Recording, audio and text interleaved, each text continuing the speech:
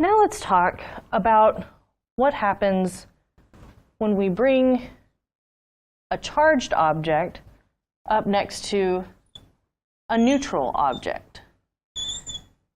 So first of all, when we're talking about a charged object, what does that actually mean? Does that mean it's necessarily just one proton sitting here or one electron? No. What it could mean is that we have a material and it has excess electrons, or maybe it doesn't have enough protons to match all the electrons. So that's what we mean with excess electrons. That's going to be a negative charge. If we have a positively charged object, what that means is effectively we don't have enough electrons to match all our protons. Now, here's why we can't talk about it in terms of too many protons or too few protons. What happens to an element when you change the number of protons? Like I'm talking about the periodic table. If you, say, have a hydrogen atom, and now we add a proton to it, is this still hydrogen? No, this has become helium. And in order to do this, this takes an act of fusion. It takes way more energy than is generally available on Earth. It happens at the core of our sun. It happens with nuclear weapons, and we've been trying for the last 60 years to make it a controllable, viable energy source. But at any rate, point being, this is not going to be the way that we talk about gaining or losing charge. We're not going to be generally talking about gaining or losing protons, because that's physically changing an element. We can, however, talk about this idea of not having enough electrons, so we have excess positive charge. So I'm going to say my positive object looks something like that. Maybe I've stripped some electrons from it. And this is a neutral object. Does that mean it doesn't have any charge in it at all? No, everything is made up of atoms. Everything is made up of protons, positive charge, and electrons, negative charge. And so what this means is that what I start out with is a bunch of charge here, but the catch is I have an equal number of electrons to work with. So this is a neutral object. In other words, the net charge is 0. So let's say that this is a neutral conductor.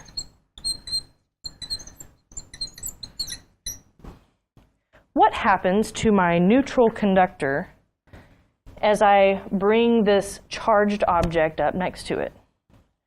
Well, first of all, when we're talking about a conductor, we're saying that my protons, my atomic nuclei, are fixed because, I mean, we're looking at a solid object, not a liquid.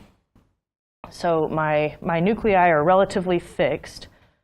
But my electrons, especially those outermost electrons, if you think about your periodic table, metal conductors have several electron orbitals, and they have these orbitals that are highly energetic and way far out. And those electrons are allowed to kind of float freely. We have our sea of electrons.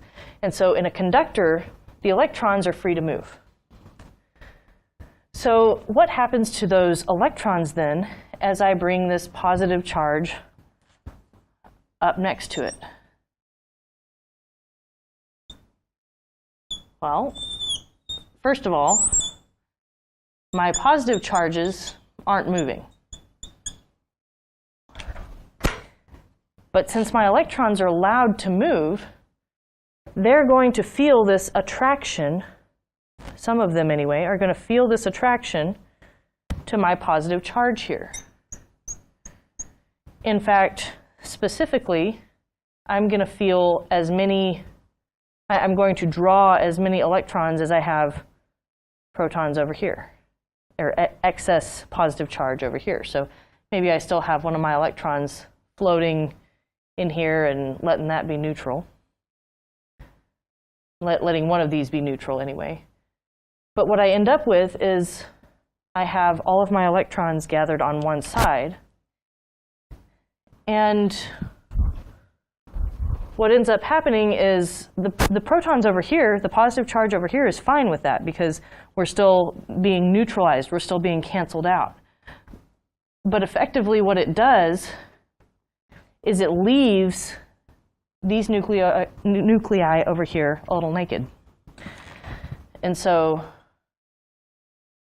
we end up with positive charge over here because we've stripped those electrons and they've come over this way. So effectively, what we have done is we have polarized our neutral conductor. Now, we've polarized it, that's well and good. But what does that mean in terms of the interaction between my charged object and my neutral conductor? Is there going to be some net force? So we've attracted the electrons, we've repelled the positive charge. What is the net force here? Is it going to be an attracting net force? Is there going to be no net force because I've got this attraction and this repulsion?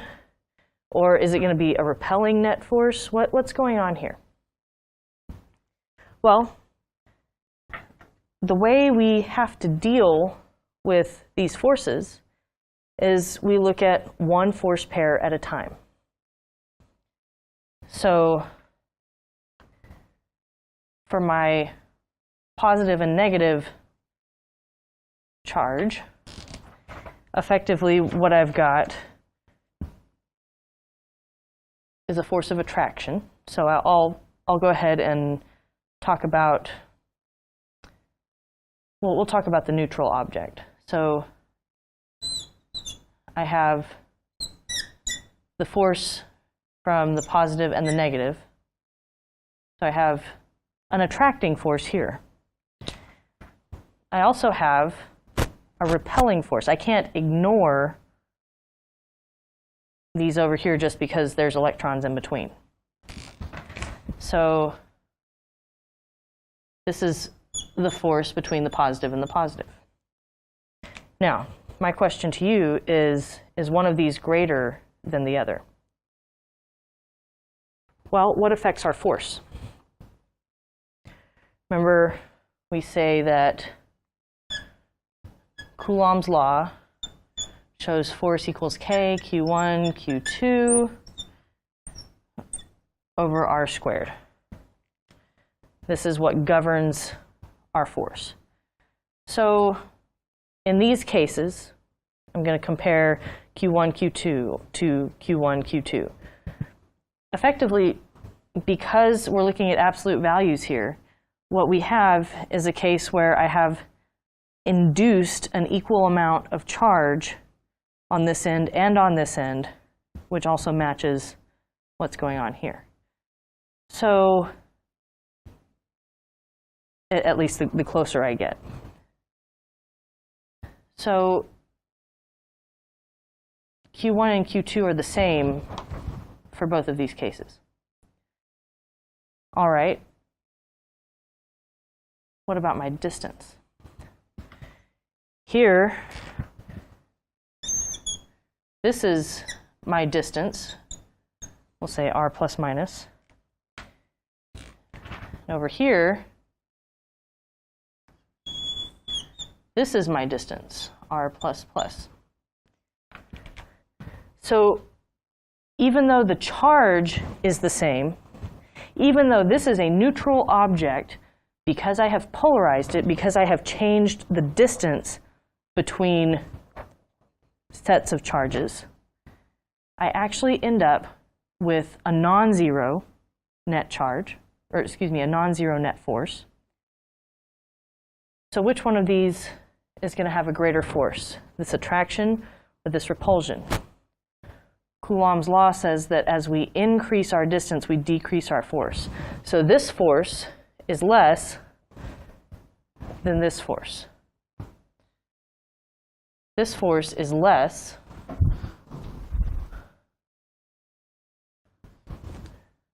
than this force. In other words, when I have a charged object next to a neutral object, there's going to be a force of attraction. Even though this is neutral, we still have this attraction going on. Now, what if I made this a negative charge? Would it change whether I was attracted or repelled? Well, let's think about it. If I have a negative charge that I'm bringing up to my neutral object, where do the electrons go? The electrons go over here, leaving the positive charge here. In that case, what I would be looking at is negative here, positive here, negative here. Effectively, what we're saying is that I would still have this attractive force here, and I would still have a repelling force out here. Because the distance for the attractive force is always going to be shorter than the distance for the repelling force, I'm always going to have attraction. Whenever I have a charged object and a neutral object, I'm always going to have a force, a net force of attraction. Now, that's easy enough to see when we're talking about a conductor and we can talk about our sea of electrons that's moving. But what if we talked about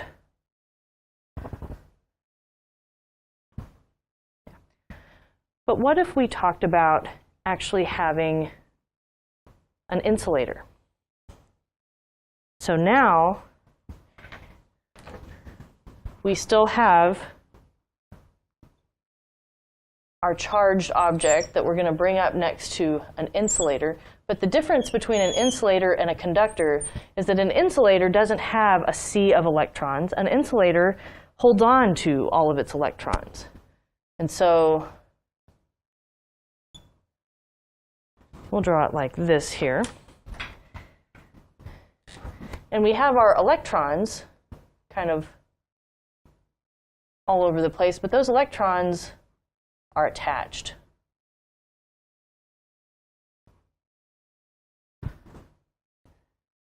So what happens then when we bring this charged object up to a neutral insulator?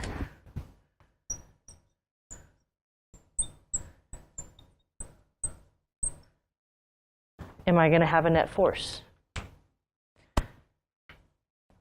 Well, let's take a look at what's happening at the atomic level. So got my charged object here. And we still have our case where our positive charges are stuck in place. That's not different. But now all of our electrons can't come to one side. Here's the thing. What they can do is they can spend more time on one side of the nucleus than the other. So they're still held in place around their nucleus. Is that going to be enough to give me any kind of net force? Well, for every one of these atoms, we still have this case where I have this distance r plus minus and this distance r plus plus. And just as before, we can use Coulomb's law, but what we're saying in this case, again, is this idea that my charges aren't different between the electron and the proton there, but the distances are different. Now, is this a lot of difference in distance? No, it's a very, very small difference. But think about the number of atoms in any given solid. As it turns out, even though this is going to be a very small attractive force here, a very small net attractive force for this one atom, if I multiply that small attractive force by the number of atoms in the material, I actually still end up with a pretty significant attractive force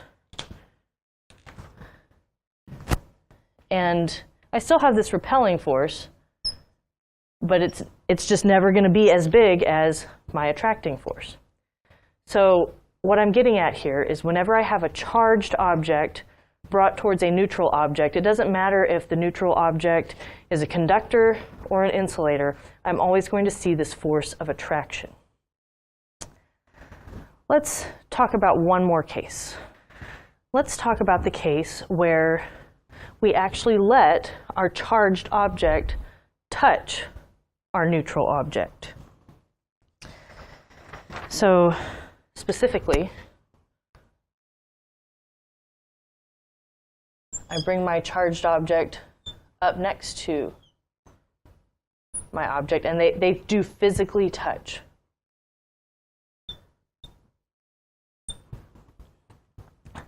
So what happens in this case? Well, first of all, the charged object does not naturally want to stay charged. Nature's lazy. Effectively, we're thirsty for electrons in this case. If this were a negatively charged object, we would be really ready to get rid of some extra electrons. And so when we come in contact with this neutral object, effectively what we get is this bit of equilibrium. No, this neutral object doesn't want extra charge, but it doesn't have as much potential as my charged object does. In other words, it's nice flat ground and it can stand to take on a little extra. So if what we have here, I'm going to go ahead and make this a nice even number just for the sake of this example. So if I have, just for kicks and giggles, we'll say if I have 6 extra positive charge and I touch it to my neutral object here, effectively what I end up doing is I allow some of this negative charge onto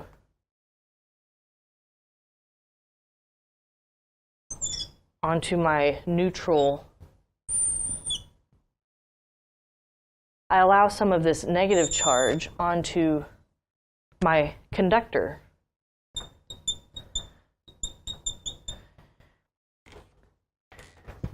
And so what that ends up looking like is if I have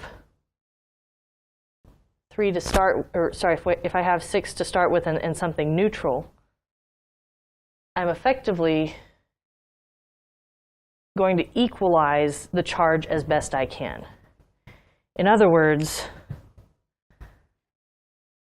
I end up reducing the charge on my conductor, or the charge on my charged object, and I induce a charge on my originally neutral object.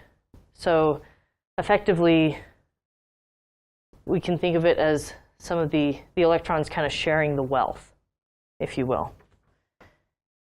And so if I look at my case here, I have a positively charged object, I touch a neutral object, and when that happens, that leaves me with a positive charge here, and I still have a net positive charge here. It's not that I stole all the electrons. I let it equilibrate, if you will. I ended up allowing those electrons to spread evenly. And that's going to happen whether I have excess electrons or if I have too few electrons. They're still going to, when I have this touching occurring, we're still going to spread out evenly. So I let this happen. I touch my charged object to my neutral object. What happens then if I pull my object back away. So now we're not touching anymore. Well, let's take a look at my new net charge. I started out with a net charge of 0 and a net charge of 6, and I allowed my electrons to spread out evenly while we were touching. Well, these pairs neutralize. And so what I end up with, I still have a positive charge here, but it's not as positive as it was before.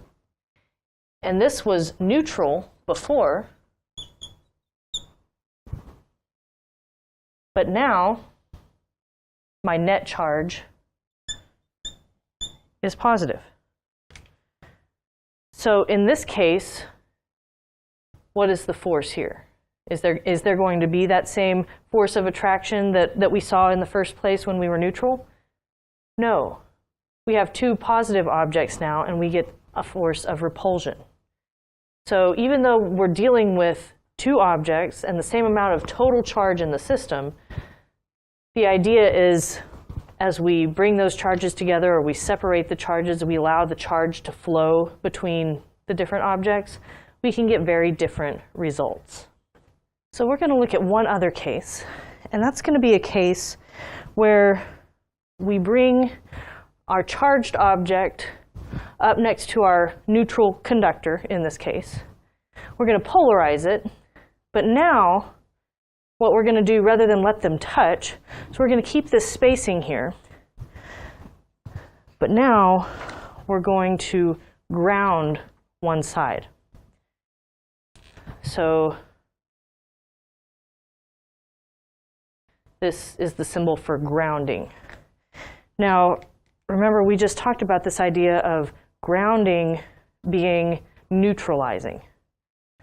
So if I ground this side, what I end up effectively doing is I allow electrons from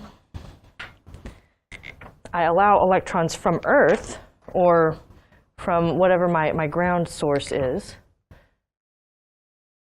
to flow up and neutralize my excess charge there. Basically, I have my naked protons, if you will, and I let electrons come on so we have this nice neutral atom. We're nice, fat, and happy now.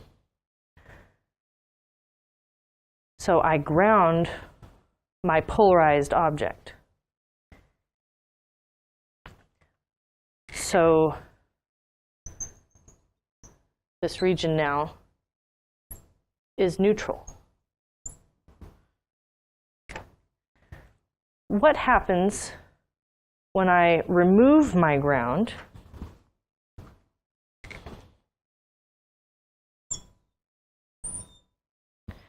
And I've still got my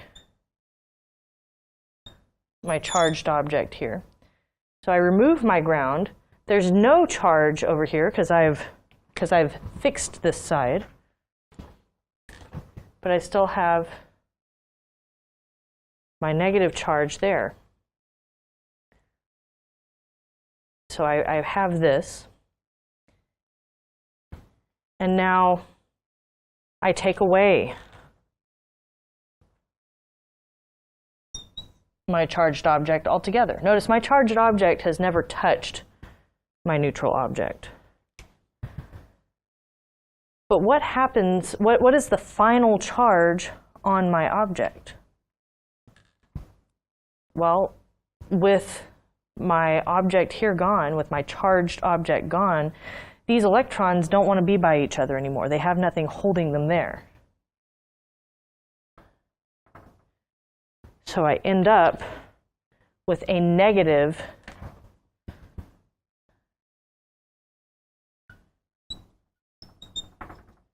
negatively charged object,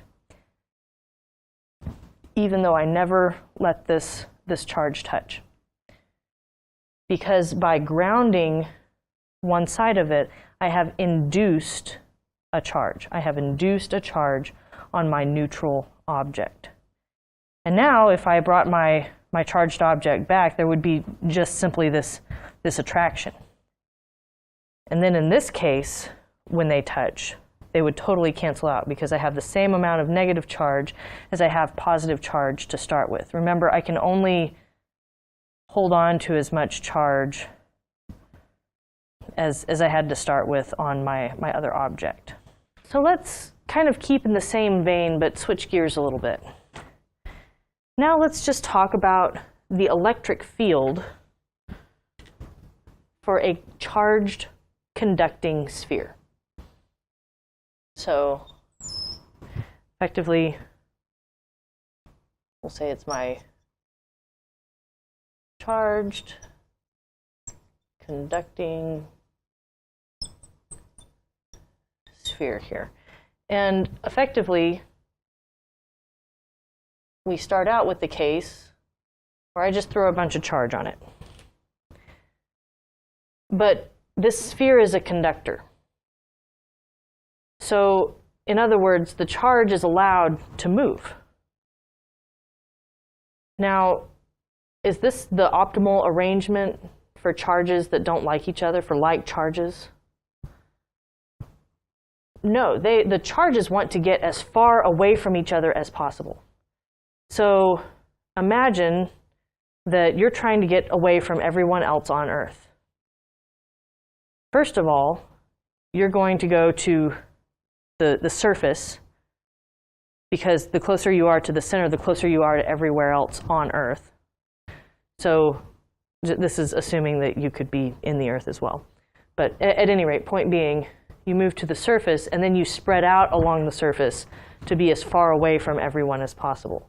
But you don't want to be in the middle, because again, if you're in the middle, you're closer to every other point. So when I have a charged conductor, because I don't actually like, because the charges don't like being around each other, those charges are always going to exist at the surface. So the way I'm going to draw that is like so, and just understand that these charges are at the surface. They are as close to the surface as we can get. Now let's look at the electric field for my conducting sphere here. For each one of these individually, we know that we have this electric field that goes outwards from each of these positive charges. But as we combine them, remember that we said electric field lines are always going to be perpendicular to the surface, because effectively we've got the lines that cancel out in every other direction. And so what we're going to have is this electric field that comes out in all directions. So from the outside,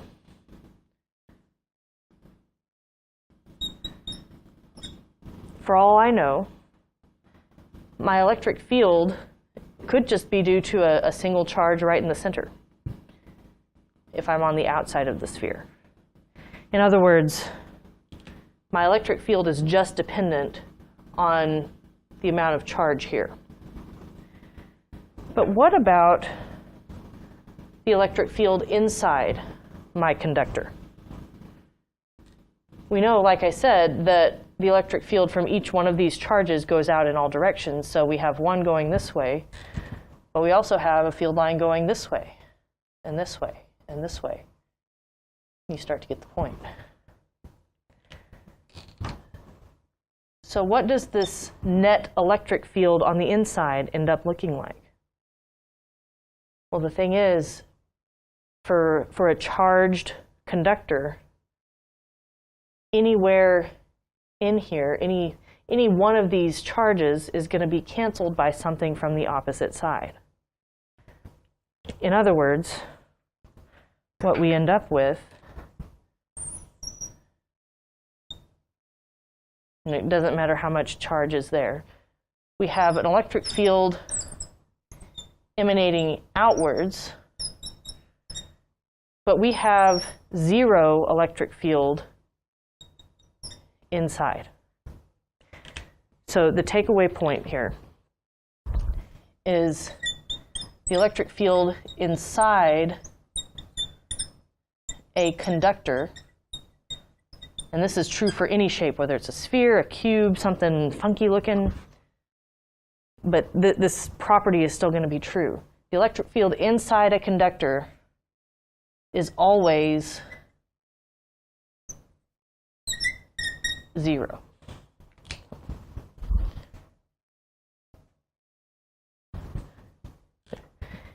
Is always 0. So let's play with that for just another second. Now, instead of a solid conducting sphere, let's say we have a shell. So we've got something that maybe looks like this, and effectively we can put charge on our shell.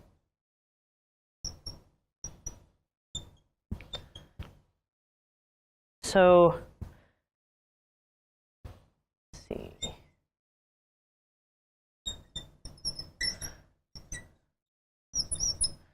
So for our conducting shell here, our electric field we expect to be pretty similar on the outside. In fact, it's exactly the same. It's just going outwards in all directions on the outside. And on the inside,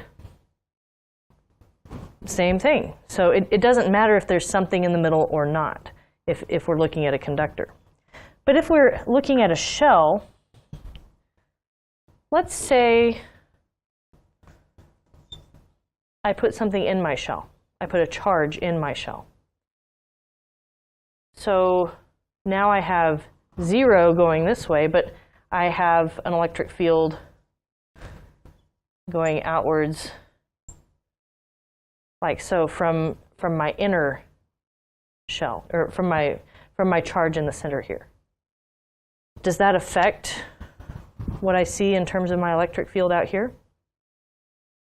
Well, remember, in this case, even if this were a neutral shell, effectively what I would be doing is any electrons I would be pulling towards the inside of the shell, which induces a positive charge on the outside of the shell, which effectively is still going to give me this electric field moving outward. So just because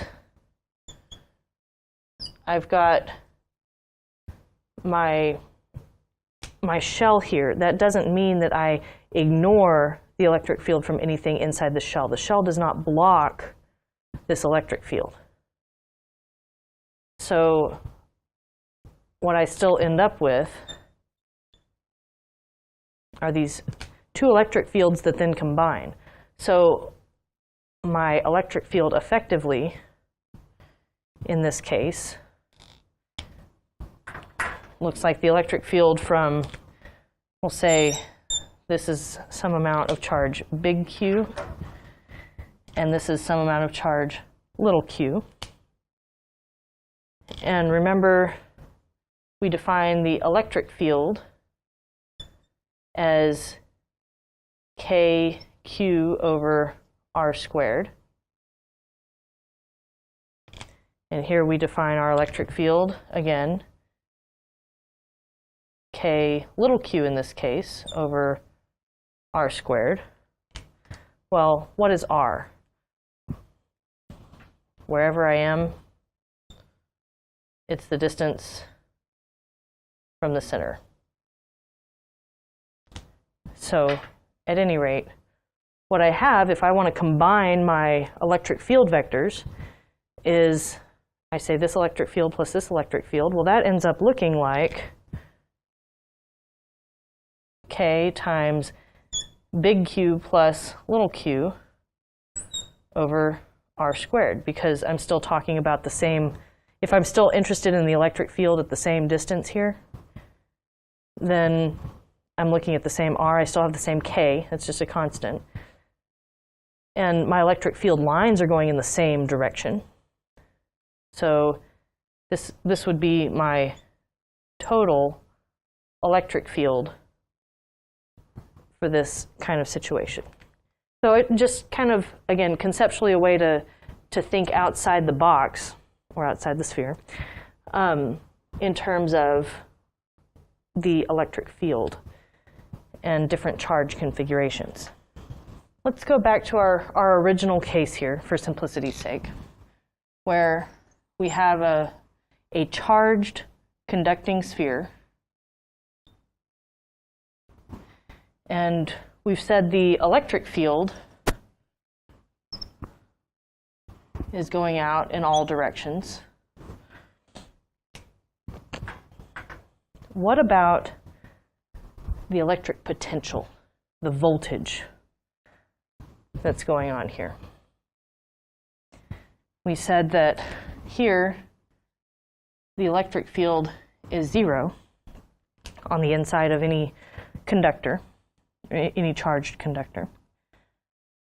So what does that mean about the voltage? Does it mean that the voltage is 0 there as well? So let's just back up and consider this as a conductor. Is the voltage at this point any different than the voltage at this point, if we're talking about a conductor? The voltage is going to be the same everywhere for a conductor. It's the same here, here. It doesn't matter. The voltage is going to be equal anywhere on this conductor. So effectively, we say the electric field at center or anywhere inside, really, of the conductor is 0. But remember, we also said the electric field is the slope of the voltage of our electric potential. Is it possible to have something that has 0 slope but does not actually equal 0 itself? Well, think about just a simple graph. If we say, here we have some slope, right? My slope does not equal 0, and my value is changing. So in this case, if I'm talking about my electric field as my slope, my electric field isn't 0 in this case. And what's happening to my voltage? If the electric field is my slope, this is voltage with respect to distance. Okay, that's what this line is actually representing. So my voltage is changing.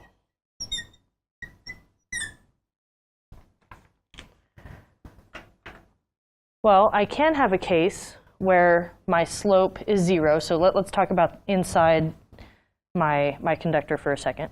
If my slope is 0, does that necessarily, what does that line look like? A line that has 0 slope is not changing, right? Does that necessarily mean that that line is along 0?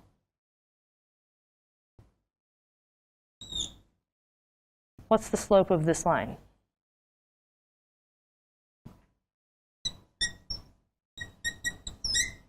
My slope is 0. But in this case, is my voltage 0 if this line is my voltage with respect to position? No, my voltage is just constant. So in terms of the way we define the relationship between the electric field and the voltage, it stands to reason that even though my electric field at the center of a conductor is 0, that doesn't mean my voltage there is 0. It just means my voltage is constant. So effectively, what we're looking at here is a case where we have charge, and for any given charge, That charge has an associated electric field, which deals with the force, and that charge has an associated voltage, which deals with the energy around that charge, the energy with respect to that charge. So consider the individual cases that we've talked about. Point charges, capacitors, spheres of charge, insulators, conductors. All of these tie together with these relationships between charge, distance, electric field, voltage, the forces, and the energy there.